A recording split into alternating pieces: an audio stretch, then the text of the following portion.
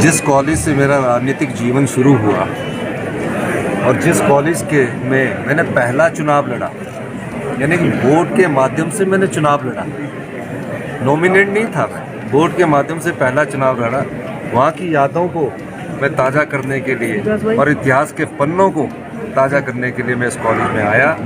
मुझे खुशी हुई है कि इस कॉलेज में जिसने नेता भी दिए, जज भी दिए, डॉक्टर्स टॉप क्लास के वर्ल्ड डॉक्टर जो इंडिया में आज टॉप कर रहे हैं वो इसी कॉलेज से निकले हुए हैं। राजनीतिक क्षेत्र में जो लोग टॉप कर रहे हैं वो भी इसी कॉलेज से निकले हैं। आज मैं अपने अतीत को याद करते हुए मैं यहाँ आया हूँ और मैं कॉलेज के सभी स्टाफ, प्रिंसिपल्स का धन्यवाद करना चाहता हूँ, अपने प्यारे बच्चों का धन्यवाद करना चाहता हूँ कि जो जीवन की शुरुआत मेरे इस कॉलेज से हुई है, उस कॉलेज के बाद मैं अपनी यादों को और वर्तमान की यादों को लेकर मैं आज जा रहा हूँ और बच्चों से इस आशा के साथ कि जो भविष्य की शिक्षा के क्षेत्र में चुनौतियाँ हैं, नई टेक्नोलॉजी आ रही है, उस टेक्नोलॉजी के बारे में मैं थोड़ा इनको जागरूक भी करने आया था और हम इस दृष्टिकोण से आगे बढ़ रहे हैं। सर, कैसा लगता है आपको कि आपके साथ के जो लोग थे, कुछ जूनियर थे, कुछ सीआर से सीएम तक का सफर, सर यहाँ पर सरकार में महत्वपूर्ण पद पर बैठे हुए हैं, सर क्या कहना चाहिए? नहीं, बहुत अच्छा लगता है सरकार में। अब एक समय में सब चीज़ें अच्छी लगती है ना,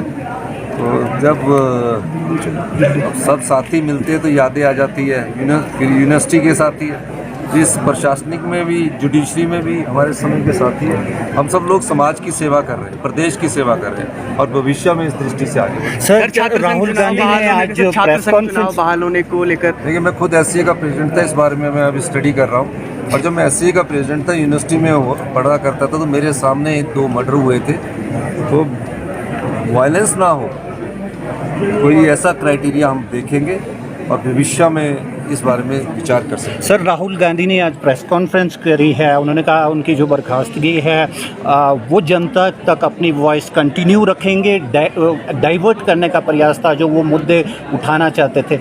आप किस तरह से देखते हैं? विपक्षी दलों ने भी साथ दिया है।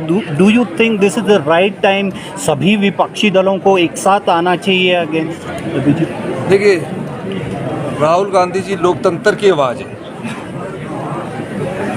वो वॉइस ऑफ डेमोक्रेसी है। संसद में तो उनकी आवाज़ को बंद किया जा सकता है, हिंदुस्तान की जनता की अदालत में उनको बंद नहीं किया जा सकता। ये कैसा फैसला है जिसमें 24 घंटे में उनकी संसद सदस्यता रद्द कर दी गई। कांग्रेस पार्टी इसका विरोध करती है और कांग्रेस पार्टी आने वाले समय में इस पर एजिटेशन भी करेगी। हम ये पूछना चाहते हैं, कब तक इस लोकतंत्र की आवाज़ को आप दबाने की कोशिश करेंगे, जिसके साथ हजारों लोगों की आवाज़ हो। कन्याकुमारी से कश्मीर तक की जब से उन्होंने अपनी पैदल यात्रा की है, लोगों का हजूम उमड़ा, उससे घबरा कर 2024 में किसी तरह राहुल गांधी जी जो जनता की आवाज़ बनते जा रहे थे, उसको जिस प्रकार से रोकने की कोशिश की है, पूरे हिमाचल प्रदेश की कांग्रेस पार्टी उसका विरोध कर रही है। सर, दिल्ली जा रहे हैं? देखिए, मेरा दिल्ली जाने का कार्यक्रम था, लेकिन अपने कॉलेज में हूँ मैं, तो इसलिए थोड़ा लेट हो गया। अब मैं अगले 2-3 दिन में दिल्ली जाऊँ। जिस तरह से सर अरविंद केजरीवाल माउंटेनियर है, वो नेपाल में एक्सपेडिशन पर गए हैं सर। प्रदेश सरकार ने मदद का वादा किया था सर, लेकिन अभी तक जो मदद है उन्हें नहीं, जो नियमों के मुताबिक मदद होगी वो सर इस सीट का मामला सर हाईकोर्ट में नहीं, वो प्रक्रिया है, एक प्रक्रिया को चैलेंज किया गया, इसमें हम आगे। सर, जिस तरह से अरविंद केजरीवाल ने कहा है कि जो प्रेजेंट गवर्नमेंट है, यूनियन गवर्नमेंट, वो ब्रिटिश गवर्नमेंट से भी बुरी है। जो पॉलिटिकल पार्टीज हैं, दूसरे विपक्षी दल हैं, वो एक साथ आ रहे हैं कांग्रेस के साथ। Do you think it is a right sign? अच्छा समय है, सबको इकट्ठा होना चाहिए। अगर लोकतंत्र की आवाज़ को बचाना है तो पूरे हिंदुस्तान के राजनीतिक दल, उनको इकट्ठा होना पड़ेगा। उनको एक विचारधारा के साथ, एक विचार के साथ आगे बढ़ना पड़ेगा।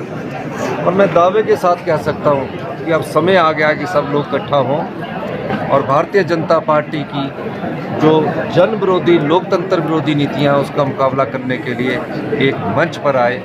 ये मेरा मानना है। और मैं ये भी मानता हूँ कि जिस निडरता से राहुल गांधी जी और जिस दृढ़ता से वो लोकतंत्र का बचाने की लड़ाई लड़ रहे हैं, आने वाला कल उनका होगा, इसमें कोई दो राय नहीं।